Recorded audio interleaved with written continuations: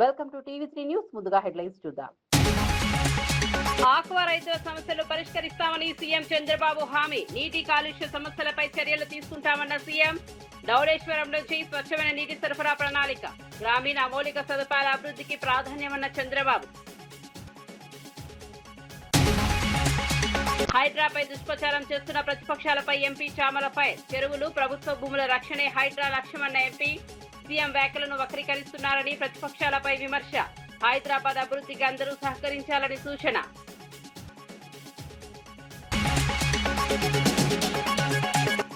పోలీసుల బకాయిలపై ప్రభుత్వాన్ని నిలదీసిన Perni Nani. Surrender leave డబ్బులు ఇప్పటికే చెల్లించలేదన్న మాజీ మంత్రి. ట్రావెల్ అలవెన్సెస్ కూడా ఇవ్వలేదంటూ ఆరోపణలు. పోలీసులకు వెంటనే న్యాయం చేయాలని ప్రభుత్వానికి డిమాండ్. కవిత వ్యాఖ్యలపై ఘాటుగా స్పందించిన రఘునందన్ రావు. పూర్తి అవగాహన లేకుండా విమర్శలు చేస్తున్న ఎంపీ.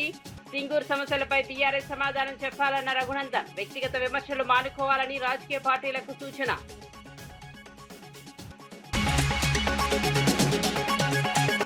రాహుల్ ప్రధాని కాలేరన్న వ్యాఖ్యలపై విహెచ్ పై. ప్రజలు కోరితే రాహుల్ ప్రధాని అవుతారన్న హనుమంతరావు. కులగణలపై కేంద్రం సమాధానం చెప్పాలన్న విహెచ్. సామాజిక న్యాయం కోసం కాంగ్రెస్ పోరాటం కొనసాగుతుందన్న నేత. పశ్చిమ గోదావరి జిల్లా సిద్ధాంతం గ్రామంలో నిర్వహించిన మీ భూమి మీ హక్కు కార్యక్రమంలో ముఖ్యమంత్రి చంద్రబాబు నాయుడు పాల్గొన్నారు. ఈ సందర్భంగా ఆక్వా రైతుల సమస్యలను ప్రభుత్వం పరిష్కరిస్తుందని హామీ ఇచ్చారు. నీటి కాలుష్యం కారణంగా రైతులు ఎదుర్కొంటున్న ఇబ్బందులను గుర్తించి చర్యలు తీసుకుంటామని తెలిపారు. ధవళేశ్వరం బ్యారేజ్ నుంచి స్వచ్ఛమైన త్రాగునీరు అందించేందుకు ప్రణాళికలు సిద్ధం చేస్తున్నామని చెప్పారు. జిల్లాలోని ప్రధాన రహదారులను సిమెంట్ రోడ్లుగా అభివృద్ధి చేయనున్నట్లు వెల్లడించారు. గ్రామీణ ప్రాంతాల మౌలిక వస్తువుల అభివృద్ధికి ప్రభుత్వం ప్రత్యేక ప్రాధాన్యమిస్తోందన్నారు. రైతుల సంక్షేమం, మౌలిక సదుపాయాల కల్పన, జీవన ప్రమాణాల మెరుగుదల లక్ష్యంగా ముందుకు సాగుతున్నామని ముఖ్యమంత్రి పేర్కొన్నారు. ఇంపోర్ట్ చేయకుండా పోవడం, ఇంకో పక్క ఇక్కడ ఉత్పత్తి చేసి చేపలకు ఆహారంలో కలిపి చిన్న చేపల్ని ఎక్స్పోర్ట్ చేయడం, దీనివల్ల ఫీడ్ రేట్ కూడా పెరిగింది. అందుకే నేను మొన్న మంత్రికి చెప్పాం ఈ సమస్య పరిష్కారం చేయమని. తొందరలోనే సమస్య పరిష్కారం చేస్తారని ఆశిస్తున్నా. ఇంకో పక్క కలెక్టర్ గారు ఉన్నారు, నాగవాణి గారు. ఈ జిల్లాలో పండించే అక్వా మీరు చూస్తే చేపల్లో ఏది కూడా వేస్ట్ కాదు. ఎముకల దగ్గర నుంచి ప్రోటీన్ తీయచ్చు. చేప దీంట్లో నుంచి మనం ఏదైతే డ్రైన్స్ లో ఇస్తున్నామో అందులో నుంచి న్యూట్రాసిటికల్ వాల్యూస్ ఉన్నాయి, ఫార్మాసిటికల్ వాల్యూలు ఉన్నాయి. అనేక రకాలైనటువంటి ఔషధాలు తయారు చేసుకునే అవకాశం ఉంది. ఇలాంటివన్నీ కూడా ఎగ్జామిన్ చేస్తున్నాం. రాబోయే రోజుల్లో ఈ జిల్లా పొల్యూషన్ కంట్రోల్ కావాలి. నాకు ఒక ఆవేదన ఉండేది, ఇక్కడ నీళ్లు ఎక్కడ చూసినా ఉంటాయి, తాగడానికి మాత్రం నీళ్లు లేవు. అందుకే ధవళేశ్వరం నుంచి నీళ్లు తీసుకొచ్చి స్వచ్ఛమైన నీరు మీకు ఇచ్చే బాధ్యత ఈ ప్రభుత్వానిది. రోడ్లు కూడా ఒక సమస్య. మీ అన్ని కూడా నల్లరేగడి నెలలు, వర్షం ఎక్కువ, రోడ్డు వేస్తే గుంతలు పడతానే ఉంటాయి. అందుకే ఒక వినూత్నంగా ఆలోచిస్తున్నాం. వీలైతే ప్రధానమైన R&B రోడ్లన్నీ వెస్ట్ గోదావరి జిల్లా మొత్తం, మాగాణి ప్రాంతం మొత్తం సిమెంట్ రోడ్లు వేయగలిగితే నా జీవితంలో ఎంతో ఆనందం ఉంటుంది. దానికి కూడా ఒక హోంవర్క్ చేసి తొందరలోనే ముందుకు వస్తాం. హైడ్రా సంస్థ పనితీరుపై వస్తున్న విమర్శలకు పరిశ్రమల శాఖ మంత్రి శ్రీధర్ బాబు సమాధానం ఇచ్చారు. హైడ్రా కేవలం చెరువులు, కుంటలు, ప్రభుత్వ భూములను రక్షించడానికి పనిచేస్తోందని స్పష్టం చేశారు. ప్రజలు హైడ్రా చర్యలు స్వాగతిస్తుంటే బీఆర్ఎస్ నాయకులు ఎందుకు ఆందోళన చెందుతున్నారో చెప్పాలని ప్రశ్నించారు. ముఖ్యమంత్రి రేవంత్ రెడ్డి ఆక్రమణదారులు, అవినీతి పరులపైన కఠిన చర్యలు తీసుకుంటామని మాత్రమే చెప్పారని వివరించారు. ఆయన వ్యాఖ్యలను వక్రీకరించి ప్రజలను తప్పుదోవ పట్టించే ప్రయత్నం జరుగుతోందన్నారు. 10 ఏళ్ల పాలనలో ఇచ్చిన హామీలను అమలు చేయలేకపోయినా బీఆర్ఎస్ నాయకులు ఇప్పుడు తప్పుడు ప్రచారం చేస్తున్నారని విమర్శించారు. హైదరాబాద్ అభివృద్ధి, ప్రభుత్వ ఆస్తుల పరిరక్షణ కోసం హైడ్రా పనిచేస్తోందని మంత్రి శ్రీధర్ బాబు స్పష్టం చేశారు. ప్రజలందరూ కూడా ఒకసారి గమనించాలి. ఈరోజు చెరువులు, కుంటలు, పరిసరాల ప్రాంతంలో ఉంటున్న ఆ ప్రాంత ప్రజలందరూ హర్షిస్తా ఉన్నారు. ఒక పక్షాన బాధపడేవారు ఎవరంటే టీఆర్ఎస్ సంబంధించిన నాయకత్వం. కబ్జాకు గురైన భూమిని ప్రభుత్వ పరంగా తీసుకుంటే మీరెందుకు బాధపడతా ఉన్నారు? ఎందుకు అంత అసహనం? హిట్లరు మేము ఫిలాసఫీని అడాప్ట్ చేసుకోలేదు, ఒక ఐరన్ డిసిప్లిన్గా వెళ్ళాలనే ముఖ్యమంత్రి గారి ఆలోచన. I wanted to be Hitler, I don't feel shy. ప్రభుత్వ డబ్బులు ఇష్టం వచ్చినట్టు ఉద్యోగం చేస్తే వాళ్ళని హిట్లర్ కాదు, హిట్లర్ తాచోడనట్టు బాన్లాగా బిహేవ్ చేస్తారు. కేసీఆర్ గారు హిట్లర్ సిద్ధాంతాన్ని అమలు పరిచిండ్రా ఇప్పుడు? మరి వారి ఆలోచన మేరకు కేటీఆర్ గారిని వాళ్ళ నాన్నని అడగమంటున్నాం. ఇప్పుడు ప్రభుత్వ భూములను లాక్కునే వారిపై ఉక్కు పాదముతో చట్టాన్ని అమలు చేసే కార్యాచరణ తీసుకుంటామని వారి ఆలోచన. లేనిపోని అంశాలను ప్రజల వద్దకు తీసుకెళ్లాలని ఒక తీవ్రమైన ప్రయత్నం చేస్తా ఉన్నారు హరీష్ రావు గారు. ఈ రోజు ప్రజలను పక్కదారి పట్టించే ప్రయత్నం చేస్తా ఉన్నారు హరీష్ రావు గారు. దాదాపు 60-70% చేసి ఇంకా 30% ఎందుకు చేయలేకపోతా ఉన్నారు వీళ్ళు, చెయ్యాలని చెప్తా ఉన్నాడు ఆయన. మా మేనిఫెస్టో గురించి మాట్లాడే ముందు హరీష్ రావు గారు, ఒకసారి మీరు ప్రతి అసెంబ్లీ నియోజకవర్గంలో 1,00,000 ఎకరాలకు కొత్తగా సాగు నీరు అందిస్తామన్నారు. ఏమైందని అడుగుతా ఉన్నాం. ఇచ్చిన రుణమాఫీ రైతు తీసుకున్న రుణంపై వడ్డీకే సరిపోయింది. 24 జిల్లాల్లో 24 సూపర్ స్పెషాలిటీ హాస్పిటల్ కడతాం. ఏమైనా అవి హెల్త్ పాలసీ గాని, లైఫ్ సైన్సెస్ పాలసీ గాని, ఎలక్ట్రానిక్స్ పాలసీసే గాని పరిశ్రమలకు సంబంధించి పెద్ద ఎత్తున ముందుకు తీసుకెళ్లే ప్రయత్న భాగంలో ఒక ఆలోచన దృక్పథంతో ముందుకు వెళ్తా ఉన్నాం. న్యూఢిల్లీలో జరిగిన ఇండియా కూటమి కీలక సమావేశంలో ప్రతిపక్ష పార్టీల ఐక్యతపై విస్తృత చర్చ జరిగింది. దేశంలో ప్రజాస్వామ్య విలువలను బలోపేతం చేయాలంటే అన్ని భాగస్వామ్య పార్టీలు సమన్వయంతో ముందుకు సాగాల్సిన అవసరం ఉందని నేతలు అభిప్రాయపడ్డారు. కాంగ్రెస్ అధ్యక్షుడు మల్లికార్జున ఖర్గే మాట్లాడుతూ కేంద్ర ప్రభుత్వ విధానాలపై ఉమ్మడిగా పోరాటం కొనసాగిస్తామని తెలిపారు. రాబోయే ఎన్నికలు జాతీయ అంశాలపై సంయుక్త కార్యాచరణను రూపొందించాలని సమావేశంలో నిర్ణయించారు. ప్రజాస్వామ్య పరిరక్షణ, రాజ్యాంగ విలువలు కాపాడమే ప్రధాన లక్ష్యమని నేతలు పేర్కొన్నారు. దేశవ్యాప్తంగా ప్రజా సమస్యలను ఉమ్మడిగా ప్రస్తావిస్తూ బలమైన ప్రత్యామ్నాయం చూపించేందుకు కూటమి కట్టుబడి ఉందని వెల్లడించారు. సమావేశం అనంతరం అన్ని పార్టీలు కలిసి పనిచేయాలని పిలుపునిచ్చాయి.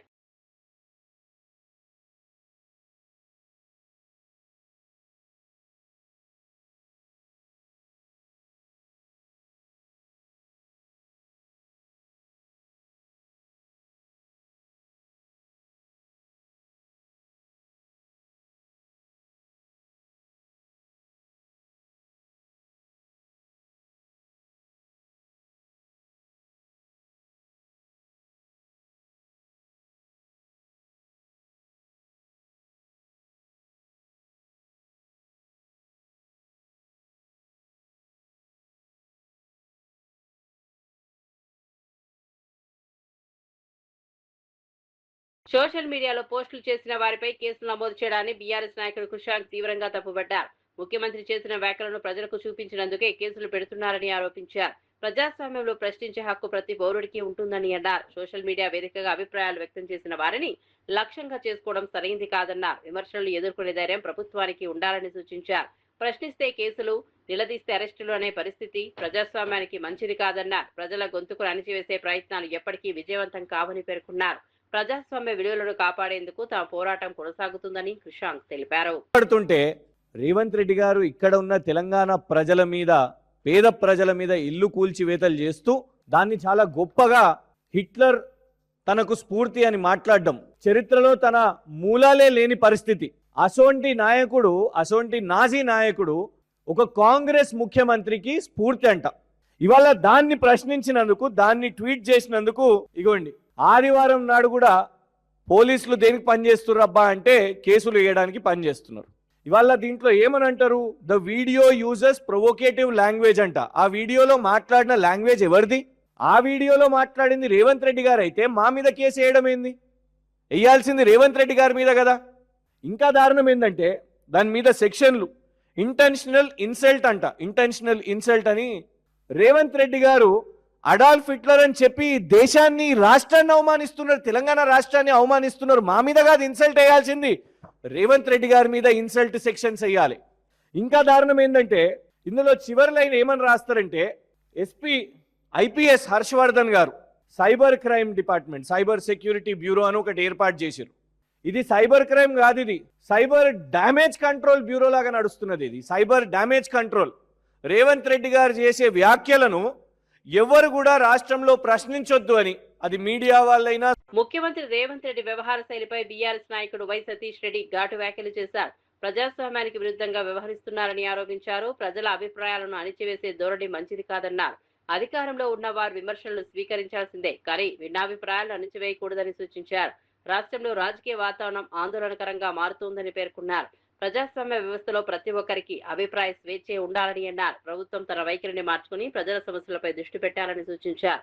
ప్రజల తీర్పే అంతిమమని అధికార అహంకారం ఎప్పటికీ నిలవదని సతీష్ రెడ్డి పేర్కొన్నారు. లేకుండా ఒక ముఖ్యమంత్రి సాడిస్టిక్ ప్లెజర్తోని మొన్న ఇంటర్వ్యూలో ఏం చెప్తాడు, నా డిమాలిషన్స్ ఇరాక్తో మీరు కంపేర్ చేసుకోండి అంటాడు. ఏ ముఖ్యమంత్రి అన్నా సిగ్గున్న ముఖ్యమంత్రి ఇట్లా మాట్లాడతాడా? ఆయన పాలిస్తున్న రాష్ట్రంలో పేద ప్రజల ఇల్లులు కూలగొట్టి, వెలుగుమట్లలో ఇల్లులు కూలగొట్టి, వాటిని మేము ఇరాన్ యుద్ధంలో ఎట్లయితే ఇల్లులు కూలగొట్టిరో అమెరికా వాళ్ళు, అట్లనే ఇక్కడ వెలుగుమట్లలో రేవంత్ రెడ్డి పాలనలో రేవంత్ రెడ్డి బుల్డోజర్లు అట్లా కూలగొట్టిరని ఆ వీడియోలు మేము బయట పెడితే దాన్ని గొప్పగా ఆయన దేశమంతా తెలిసే విధంగా ఆయనే చెప్పుకుంటున్నాడు, ఇరాన్తో కంపేర్ చేసుకోండి నా కూల్చివేతలను అని. అంటే ఇంత సిగ్గు లేకుండా నేనే హిట్లర్ అని చెప్పుకుంటున్నావు కదా. ఆనాడు జర్మనీలో చచ్చిపోయిన హిట్లర్ ఈరోజు తెలంగాణలో పుట్టిండు, తెలంగాణని పాలిస్తున్నాడు. తెలంగాణ హిట్లర్ రేవంత్ రెడ్డి. నిజంగా సిగ్గుంటే నువ్వే మాట్లాడినావు. ఇగో గీ పోస్ట్ పెట్టినాం, ఏమన్నాం మేము, నువ్వు హిట్లర్ స్ఫూర్తి అన్నావు. అవును, నువ్వే హిట్లర్ స్ఫూర్తి, హిట్లర్ రేవంత్ రెడ్డి అని ఈ పోస్టులు పెట్టినాం. దీని మీద కేసులు పెట్టారు. ఇగో మళ్ళీ చెప్తున్నాం, నువ్వు హిట్లర్ రేవంత్ రెడ్డి. పాఠశాలల సంఖ్యను 27,000 నుంచి 4,000కే పరిమితం చేస్తామన్న ముఖ్యమంత్రి రేవంత్ రెడ్డి వ్యాఖ్యలపై టీఆర్ఎస్ అధినేత్రి కల్వకుంట్ల కవిత తీవ్రంగా స్పందించారు. ఈ నిర్ణయం విద్యా వ్యవస్థపై ప్రభుత్వ వైఖరిని స్పష్టంగా చూపిస్తోందని విమర్శించారు. పేదలు, గ్రామీణ ప్రాంతాలు విద్యార్థులు, ముఖ్యంగా బాలికలకు విద్యను దూరం చేసే విధానాలు అమలు చేస్తున్నారని ఆరోపించారు. ప్రభుత్వ పాఠశాలలు తగ్గించడం వల్ల లక్షలాది మంది విద్యార్థుల భవిష్యత్తు ప్రమాదంలో పడుతుందని అన్నారు. విద్యను హక్కుగా కాకుండా భారంగా చూస్తున్నారని విమర్శించారు. ప్రభుత్వ విద్యను బలోపేతం చేయాల్సిన సమయంలో పాఠశాలలను తగ్గించే ఆలోచన చేయడం సరైంది కాదన్నారు. విద్యారంగాన్ని కాపాడేందుకు ప్రజలంతా అప్రమత్తంగా ఉండాలని కవిత పిలుపునిచ్చారు. పెట్టే పరిస్థితి వస్తుంది. అన్నిటికన్నా ఎక్కువ ఏమవుతుందంటే ఆడపిల్లల చదువు మాత్రం విపరీతమైన దెబ్బ పడుతుంది. ముఖ్యమంత్రి గారు నేను హిట్లర్ అని చెప్పుకుంటున్నాడు. మీరు హిట్లరే, కానీ హిట్లర్ కన్నా ఎక్కువ మీరు తాలిబాన్. ఎందుకంటే తాలిబాన్లు కూడా కేవలం ఆడపిల్లల చదువు మీద రిస్ట్రిక్షన్స్ పెట్టి వాళ్ళు చదువుకోకుండా చేసారు. ముఖ్యమంత్రి గారే విద్యాశాఖ మంత్రి అయితే విద్యాశాఖ ఏదో వెలుగుతుంది అని చెప్పి అందరు భావించారు. కానీ అడుగడుగున అబద్ధాలు. ఇప్పుడు మీరున్న 27,000 పాఠశాలల్ని 4,000 పాఠశాలలకు చేస్తే ఇప్పుడు ఉన్నటువంటి ఉపాధ్యాయులందరినీ ఏం చేస్తారు? మీరు ఈ 3 లక్షల పై చిలుకున్నటువంటి ఉపాధ్యాయులందరినీ కూడా తీసేస్తారా? 4,000 పాఠశాలలో అడ్జస్ట్ చేస్తారా? లేకపోతే వివిధ గవర్నమెంట్ డిపార్ట్మెంట్లకు పంపిస్తారా? మీ విధానం ఏందనేటటువంటిది క్లారిటీ లేకుండా పెద్ద పెద్ద అనౌన్స్మెంట్లు మీరు పక్క రాష్ట్రానికి పోయి చేయడం వల్ల మన రాష్ట్రం పరువు పోతుంది తప్పితే ఇంకొకటి జరగడం లేదు. ఇంకొక విషయం, విద్యాశాఖ అనేటటువంటిది సంపూర్ణంగా అస్తవ్యస్తంగా తయారైపోయింది. ఒక సర్కస్ నడిచినట్టు నడుపుతూ ఉన్నారు ముఖ్యమంత్రి గారు. కంప్లీట్గా ముఖ్యమంత్రి గారికి ఆ శాఖ మీద పట్టుకోల్పోయిందని చెప్పడానికి గురుకులాల్లో ఇప్పటికీ కూడా పిట్టల్లాగా రాలిపోతున్నటువంటి పిల్లలు, వారి ప్రాణాలే నిదర్శనం. 100 మంది పై చిలుకు చచ్చిపోయినా కూడా కనీసం ముఖ్యమంత్రి గారికి ఒక గురుకులం పోవడానికి కానీ గురుకులాల్ని రివ్యూ చేయడానికి కానీ టైం లేదు. కేజీబీవీ టీచర్స్ పాపం 10+2 చెప్తారు. వాళ్ళు సమ్మె చేస్తే కనీసం వాళ్ళ సమ్మెకాలం జీతం ఇచ్చేయాలన్నటువంటి సంస్కారం కూడా లేకుండా ఈ ప్రభుత్వం వ్యవహరించడం అన్నది చాలా దారుణం. ఇక ఇంటర్మీడియట్ ఇంకొక పెద్ద జోక్. ముఖ్యమంత్రి గారు రివ్యూ చేసి రేపటి నుంచి ఇంటర్ బోర్డు ఉండదని చెప్తారు. ఈయన రివ్యూ చేసిన 2 రోజులకే ఇంటర్మీడియట్ బోర్డు వాళ్ళు ఇంటర్మీడియట్ నుంచి అఫిలియేషన్ ఇస్తాం, అప్లికేషన్ పెట్టుకోండి అంటే కోకొల్లలుగా ప్రైవేట్ వాళ్ళు అఫిలియేషన్ పెట్టుకుంటారు. ఈ 2 గొడవలు అవుతున్నటువంటి సందర్భాల్లో మళ్ళీ ఒక స్టేట్మెంట్ వస్తుంది, లేదు ఈ సంవత్సరం ఇంటర్మీడియట్ బోర్డు కొనసాగుతుంది, నెక్స్ట్ ఇయర్ 10+2 విధానం వస్తుంది అని చెప్పి. ఆ గొడవ అవుతుంటే ఇప్పటి వరకు ఇవాళ స్కూల్స్ స్టార్ట్ అయ్యి intermediate colleges, junior colleges start అయ్యి 7-8 డేస్ అవుతుంది. June 1st స్టార్ట్ అయినాయి. ఇప్పటి వరకు కూడా ప్రభుత్వ ఇంటర్మీడియట్ జూనియర్ కాలేజీలకు కూడా అఫిలియేషన్ ఇవ్వలేదు. అంటే అఫిలియేషన్ లేకుండా ఈ రాష్ట్రంలో ప్రైవేటు ప్రభుత్వ జూనియర్ కాలేజీలు ఫంక్షనింగ్ స్టార్ట్ చేసినాయి. అంటే ఇది ఏం వ్యవస్థ అసలు? ఎందుకోసం వచ్చింది ఇటువంటి వ్యవస్థ? ఇంత కన్ఫ్యూజన్ ఎందుకు? అంటే ప్రైవేట్ కాలేజ్ వాళ్ళకు డైరెక్ట్గా ఫీజులు పెంచుకునేటటువంటి ఒక విధానాన్ని మీరు ఓపెన్ చేస్తున్నారు. GO 7ని తక్షణమే రద్దు చేయాలి. ఖచ్చితంగా ఫీ రీఎంబర్స్మెంట్ కూడా మీరు ఇమీడియట్గా ఇంప్లిమెంట్ చేయాలి. ఇవన్నీ ఒక ఎత్తు అయితే మేము పేరెంట్స్ తరఫున అనేక రోజుల నుంచి అడుగుతున్నాం. జూన్ మాసం వస్తుంది, జూన్ లోపల మీరు ఫీ నియంత్రణ చట్టం తీసుకురండి. ఎందుకంటే ప్రైవేట్ పాఠశాలలు 50% నుంచి మొదలు పెడితే 150% వరకు కూడా ఫీజులు పెంచినటువంటి పరిస్థితి కనపడతా ఉన్నది. హైదరాబాద్ మహానగరంలో అయితే మరీ అస్తవ్యస్తంగా ఉందని అడిగితే ఇంతవరకు కూడా ప్రభుత్వం ఫీ నియంత్రణ చట్టం మీద కనీసం డిస్కషన్ కూడా చేయలేదు. అంటే ఈ సంవత్సరం కూడా ఫీజు నియంత్రణ చట్టం లేకపోతే లక్షలాది మంది పేరెంట్స్ మీద విపరీతమైన బర్డెన్ పడుతుంది. నేను ముఖ్యమంత్రి గారిని మళ్ళీ చివరిసారిగా ఒకటే అడుగుతా ఉన్నాను. ఫస్ట్ గురుకులాలను పట్టించుకోండి, 2 ప్రభుత్వ పాఠశాలలను మూసేసేటటువంటి ప్రయత్నాన్ని మానుకోండి, ఫీజు రియంబర్స్మెంట్ డబ్బుల్ని ఇమ్మీడియట్గా రిలీజ్ చేయండి, జూనియర్ కాలేజెస్ అఫిలియేషన్ చేయండి, డిగ్రీ కాలేజ్లో సిలబస్లో ఉన్నటువంటి కన్ఫ్యూజన్ని దూరం చేయండి. అన్నిటికన్నా మించి ఫీజు నియంత్రణ చట్టాన్ని తక్షణమే ఈ మాసంలో 15వ తారీఖు లోపల స్కూల్స్ రిలీజ్ అవుతున్నాయి కాబట్టి, ఓపెన్ అవుతూ ఉన్నాయి కాబట్టి అంత లోపల చట్టం తీసుకురండి. ఇవన్నీ చేయకుండా విద్యను నాశనం చేసేటటువంటి ప్రయత్నాల్ని మానుకోండి. విద్యను నాశనం చేస్తే భవిష్యత్ తరం తెలంగాణ దెబ్బతింటదనే విషయాన్ని చిత్తశుద్ధితో గమనించాలి. Thank you. బీహార్లో జరిగిన రోడ్డు ప్రమాద బాధితులకు ఆంధ్రప్రదేశ్ ప్రభుత్వం యుద్ధ ప్రాతిపదికన సహాయక చర్యలు చేపట్టింది. సీఎం ఆదేశాల మేరకు సీఎంఓ ఢిల్లీ, ఆంధ్ర భవన్, బీహార్ అధికారుల సమన్వయంతో సహాయక కార్యక్రమాలు కొనసాగుతున్నాయని మంత్రి ఆనం రామనారాయణ రెడ్డి తెలిపారు. మృతదేహాల తరలింపునకు ప్రత్యేక విమానం ఏర్పాట్లు చేసినట్లు వెల్లడించారు. క్షతగాత్రులకు మెరుగైన వైద్య సేవలు అందేలా చర్యలు తీసుకుంటున్నామని చెప్పారు. బాధిత కుటుంబాలకు ప్రభుత్వం అన్ని విధాలా అండగా నిలుస్తుందని భరోసా ఇచ్చారు. అవసరమైన అన్ని సహాయ సహకారాలు అందించేందుకు ప్రత్యేక బృందాలు పనిచేస్తున్నాయని పేర్కొన్నారు. బాధితుల సంక్షేమం విషయంలో ప్రభుత్వం అప్రమత్తంగా వ్యవహరిస్తోందని మంత్రి తెలిపారు. ఈ యాత్రికుల బస్సు సంగం, ఆత్మకూరు మండలాల నుంచి యాత్రికులు బయలుదేరి వారణాసికి వెళ్తూ ఉన్నారు. వారణాసికి వెళ్ళేప్పుడు బీహార్ రాష్ట్రంలో ఔరంగాబాద్కి దగ్గరగా ఒక 7 కిలోమీటర్ల దూరంలో లారీతో కొల్యూషన్ అవ్వడం వల్ల ఒక ఘోర ప్రమాదం జరిగింది. ఈ ఘోర ప్రమాద సంఘటనలో 3 చనిపోయినట్లు, 15 మంది యాత్రికులు గాయపడి ఆసుపత్రిలో చికిత్స పొందుతున్నట్లు మాకు సమాచారం. దాదాపుగా పొద్దున 5ంటికే నాకు సమాచారం రావడం జరిగింది. వచ్చిన వెంటనే జిల్లా కలెక్టర్ గారు, నెల్లూరు జిల్లా కలెక్టర్ గారు అయిన హిమాంశు శుక్లా గారికి, ముఖ్యమంత్రి గారి కార్యాలయంలోని ప్రద్యుమ్న కుమార్ గారికి, ఆంధ్రప్రదేశ్ భవన్ ఢిల్లీలో ఏదైతే ఉందో అక్కడున్న కమిషనర్ ఆర్జా శ్రీకాంత్ గారికి ఈ వివరాలన్నింటినీ కూడా వారి దృష్టిలో పెట్టడం, వారు వెనువెంటనే ముఖ్యమంత్రి గారికి ఈ సమాచారాన్ని ఇచ్చిన తర్వాత ఆయన ఎవరెవరితో అవసరమైన కార్యక్రమాలు చేయాలి అనే దాంట్లో ఎవరెవరు అధికారం వాళ్ళని కాపాడండి అని చెప్పి ముఖ్యమంత్రి గారు వెంటనే ఆదేశాలు ఇవ్వడం జరిగింది. ఆ తర్వాత మన అధికారులు బీహార్ అధికారులతో మాట్లాడడం, బీహార్లో ఉన్నటువంటి మన రాష్ట్రానికి సంబంధించిన తెలుగు అధికారులతో కూడా వెంటనే స్పందించి వాళ్ళకి చెప్పిన వెంటనే వాళ్ళు కూడా దీని మీద స్పందించడం జరిగింది. ఈ బస్సు ప్రయాణంలో 40 మంది యాత్రికులు, 2 డ్రైవర్లు, 3 సహాయక సిబ్బంది, మొత్తం 45 మంది ఈ బస్సులో ప్రయాణం చేస్తున్నట్లు మనకి ప్రాథమిక సమాచారం ఉంది. అందులో 3 మృతి చెందినట్లు, ఒక వంట మనిషి, ఒక టూర్ అటెండెంట్, తర్వాత ఒక మహిళా యాత్రికురాలు, ఈ 3 చనిపోయారు.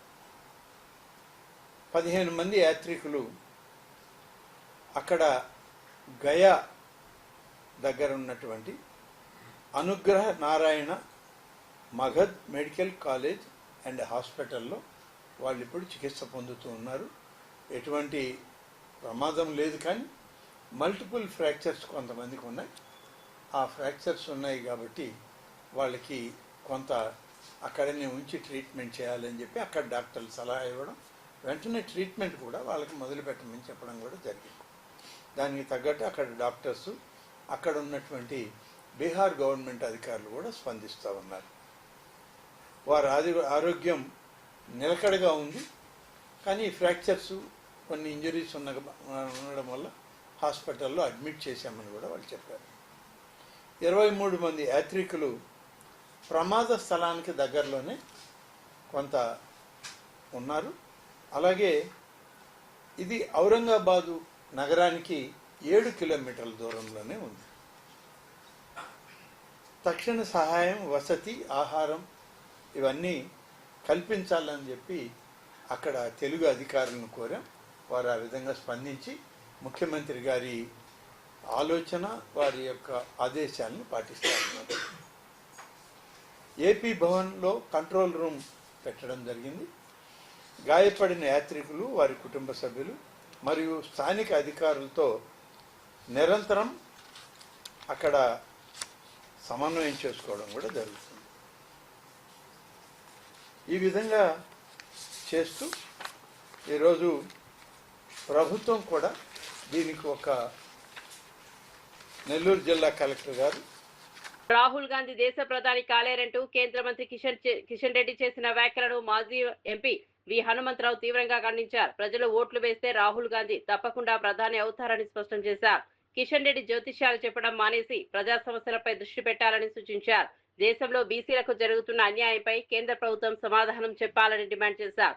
సుప్రీంకోర్టు సూచించినప్పటికీ కులగణ నిర్వహించకపోవడం అన్యాయమన్నారు. బీసీల ఓట్లతో గెలిచి వారి సమస్యలను పట్టించుకోకపోవడం సరికాదని విమర్శించారు. రాబోయే ఎన్నికల్లో ప్రజలు తగిన బుద్ధి చెబుతారని హెచ్చరించారు. కాంగ్రెస్ పార్టీ సామాజిక న్యాయం కోసం పోరాటం కొనసాగిస్తుందని విహెచ్ పేర్కొన్నారు. వచ్చే ఎన్నికల్లో నువ్వు ఎట్లా గెలుస్తావు మేము కూడా చూస్తాం.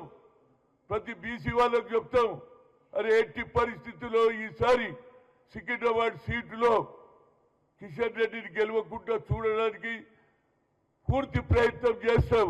అంతేకాదు ఇవాళ నేను చెప్తున్నా, రాహుల్ గాంధీ గారు ఎప్పుడైతే కన్యాకుమారి నుంచి కశ్మీర్ వరకు మ్యారథాన్ పాదయాత్ర చేసి 4500 కిలోమీటర్లు తిరిగిన తర్వాత ఆయనకు ఒక ఆలోచన వచ్చింది, నేను ఇంతవరకు ఎస్సీ ఎస్టీలకి అన్యాయం అనుకున్నా, కానీ ఇవాళ ఎవరికి అందరికంటే ఎక్కువ బీసీలకు అన్యాయం జరుగుతుందని ఆయన అన్నాడు.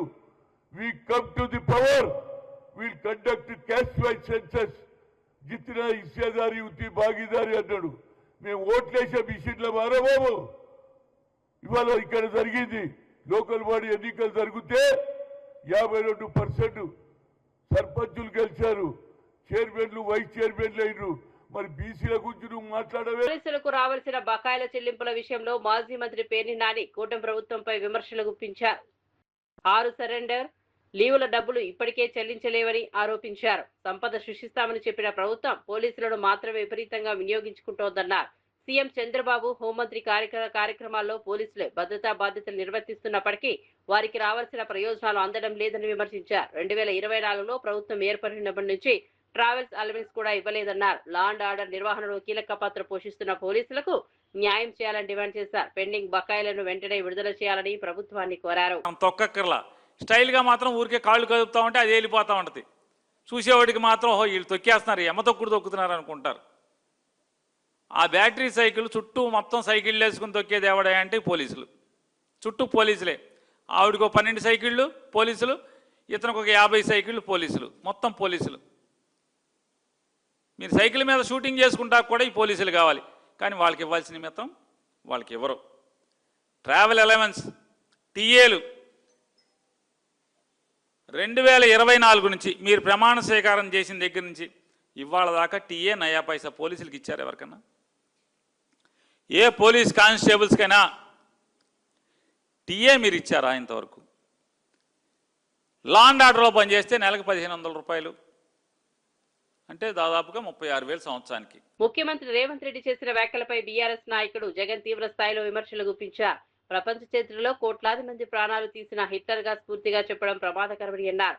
ప్రజాస్వామ్య వ్యవస్థలో ఇలాంటి వ్యాఖ్యలు ఆందోళన కలిగిస్తున్నాయని పేర్కొన్నారు. తెలంగాణ ప్రజల హక్కులు, స్వచ్ఛలపై ముప్పు ఏర్పడే పరిస్థితులు కనిపిస్తున్నాయని ఆరోపించారు. అధికారంలో ఉన్నవారు బాధ్యతాయుతంగా మాట్లాడాలని సూచించారు. ప్రజల విశ్వాసాన్ని కాపాడాల్సిన నాయకులు వివాదాస్పద వ్యాఖ్యలకు దూరంగా ఉండాలన్నారు. రాష్ట్ర భవిష్యత్తు కోసం ప్రజలు అప్రమత్తంగా ఉండాల్సిన అవసరం ఉందని తెలిపారు. ప్రజాస్వామ్య విలువలను కాపాడేందుకు బీఆర్ఎస్ పోరాటం కొనసాగిస్తుందని పేర్కొన్నారు. హతమార్చినటువంటి హంతకుడు ఎవరైనా ఉన్నారంటే అది అడాల్ఫ్ హిట్లర్ మాత్రమే.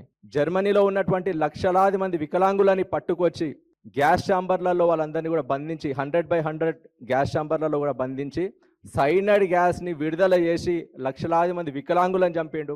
రాక్షసుడు, మానవజాతి చరిత్రలో చూడనటువంటి రాక్షసుడు అడాల్ఫ్ హిట్లర్.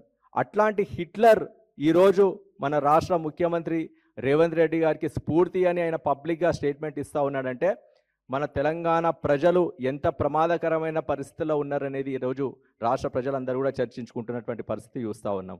ఈరోజు హామీలను నిలబెట్టుకోలేనటువంటి పరిస్థితులలో, గ్యారంటీలను అమలు చేయలేనటువంటి పరిస్థితులలో ఈరోజు ప్రజలను బెదిరించేటువంటి ఇట్లాంటి పరిస్థితులను కల్పించే సంగారెడ్డిలో మీడియా సమావేశం నిర్వహించిన ఎంపీ రఘునందన్ రావు కవిత వ్యాఖ్యలపై తీవ్రంగా స్పందించారు. పూర్తి అవగాహన లేకుండా విమర్శలు చేయడం తగదన్నారు.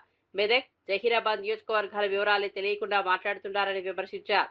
సింగూరు నీటి సమస్యలపై గతంలో బీఆర్ఎస్ ప్రభుత్వం ఏం చేసిందో చెప్పాలని ప్రశ్నించారు. 10 ఏళ్ల అధికారంలో ఉన్నప్పటికీ ప్రజలకు ఉపయోగపడే అభివృద్ధి కార్యక్రమాలు చేపట్టలేదని ఆరోపించారు. కుటుంబ రాజకీయాల ద్వారా పదవులు పొందిన వారు ప్రజలకు రీతులు చెప్పడం సరికాదన్నారు. బీఆర్ఎస్ పార్టీ భవిష్యత్తుపై ప్రజల్లో నమ్మకం లేదని పేర్కొన్నారు. తెలంగాణ అభివృద్ధికి కాంగ్రెస్, బీజేపీ కలిసి పనిచేయాలని సూచించారు. రాజకీయ లబ్ధి కోసం వ్యక్తిగత విమర్శలు మానుకోవాలని రఘునందన్ రావు హితవు పలికారు. ఏం చేసిండు మీరు? ఆయన ఒక్కరోజైనా సంగారెడ్డి జిల్లా పరిషత్ మీటింగ్ వచ్చిండా? ఒక్కరోజైనా మెదక్ జిల్లా పరిషత్ మీటింగ్ వచ్చిండా? దుబ్బాకకు ఒక ఆడియో ఆఫీస్ ఇచ్చిర్రా? పటాన్చెరుకు ఒక ఆడియో ఆఫీస్ ఇచ్చిర్రా? రామాయణపేటకు ఒక ఆడియో ఆఫీస్ ఇచ్చిర్రా? ఏం చేసిరు మీరు? మీ కుటుంబం బాగుపడేందుకు, మీ సొంత ఆస్తులు పెంచుకోవడం కోసం మీరు ప్యాలెస్లు కట్టుకోవడానికి పనిచేసిరు తప్ప మేమంతా ఒళ్ళు ఉన్నం చేసుకొని తెచ్చినాం తెలంగాణ. కాబట్టి కవిత గారు ఎవడో ఏదో రాసిస్తే జహీరాబాద్ కు బుల్లెట్ ట్రైన్ రాకపోతే రఘునందన్ ఎందుకు మాట్లాడతలేడు? నేను జహీరాబాద్ ఎంపీ కాదు, అయినా మెంబర్ ఆఫ్ పార్లమెంట్ గా నువ్వు తీసుకురా. మొదటి డిపిఆర్ లో జహీరాబాద్ కు బుల్లెట్ ట్రైన్ ఉందని మాట్లాడినావు కదా అబద్ధాలు. నువ్వు తీసుకురా కాగితం, బుల్లెట్ ట్రైన్ నేను మంజూరు చేసుకొస్తా. ఎన్నడన్నా భారత ప్రభుత్వం జహీరాబాద్ కు బుల్లెట్ ట్రైన్ ఇస్తాను ఎవరైనా ప్రకటించిన ప్రకటన ఉంటే తీసుకురా, తప్పకుండా జహీరాబాద్ కు బుల్లెట్ ట్రైన్ రఘునందన్ రావు తెస్తాడు. ఏది పడితే అది మాట్లాడి వ్యక్తుల వ్యక్తిత్వాన్ని హరణం చేసేటువంటి కార్యక్రమం పెట్టి నోరున్నది కదా, ఏది పడితే అది మాట్లాడదాం. హైదరాబాద్ ను ముంపు ప్రమాదాలు, అక్రమ కబ్జాల నుంచి రక్షించడానికే ముఖ్యమంత్రి రేవంత్ రెడ్డి హైడ్రా సంస్థను ఏర్పాటు చేశారని కాంగ్రెస్ ఎంపీ చామల కిరణ్ కుమార్ రెడ్డి స్పష్టం చేశారు. ప్రతిపక్షాలు ఉద్దేశపూర్వకంగా తప్పుడు ప్రచారం చేస్తున్నాయని విమర్శించారు. సీఎం వ్యాఖ్యలను వక్రీకరించి ప్రజలను తప్పుదోవ పట్టించే ప్రయత్నం జరుగుతోందన్నారు. హైడ్రా లక్ష్యం చెరువులు, కుంటలు, ప్రభుత్వ భూములను రక్షించడమేనని తెలిపారు. అభివృద్ధి కార్యక్రమాలను రాజకీయ రంగు పొలమరడం సరికాదన్నారు. హైదరాబాద్ భవిష్యత్తును దృష్టిలో పెట్టుకుని ప్రభుత్వం కఠిన నిర్ణయాలు తీసుకుంటోందని చెప్పారు. నగర అభివృద్ధి కోసం ప్రతిపక్షాలు కూడా సహకరించాలని సూచించారు. ప్రజా ప్రయోజనాల కోసం పనిచేస్తున్న సంస్థలపై అనవసర విమర్శలు మానుకోవాలని చామల పేర్కొన్నారు. బీజేపీలను మీరే అంటారు, పుట్టినప్పటి నుంచి మెట్టినప్పటికీ ఏదో ఒకటి చేయాలి కదా. ఒక సామాన్య కుటుంబం నుంచి మిమ్మల్ని తెలంగాణ ప్రజలు ఈ స్థాయికి తెచ్చిర్రు. మీరు ఏ పార్టీలో పుట్టిరు, ఏ పార్టీలో పోయేది అనేది సమాజానికి సంబంధం లేదు. మీరు ఏ పార్టీలో పుట్టినా, ఏ పార్టీలో పోయినా ఈ మధ్యన మీకు వచ్చే అధికారం ఇచ్చినటువంటి ప్రజల కోసం ఏం చేసిర్రు? ఈ తెలంగాణలో 10 సంవత్సరాలలో కేసీఆర్ దోచుకపోతుంటే ఢిల్లీలో కూర్చొని నిమ్మకు నీరెత్తినట్టు ఎందుకు? మీ మీద ఏం ప్రెజర్ ఉంది? ఇవాళ మిమ్మల్ని కాంగ్రెస్ పార్టీకి అడ్రస్ ఉందా, అడ్రస్ లేదా అనేది తెలంగాణ ప్రజలు చేసినటువంటి ఓటింగ్ వల్లనే ఈరోజు ముఖ్యమంత్రి అయిన రేవంత్ రెడ్డి గారు. ఈరోజు మీరు కూడా బీజేపీ పార్టీలో గతంలో మరిన్ని అప్డేట్స్ కోసం చూస్తూనే ఉండండి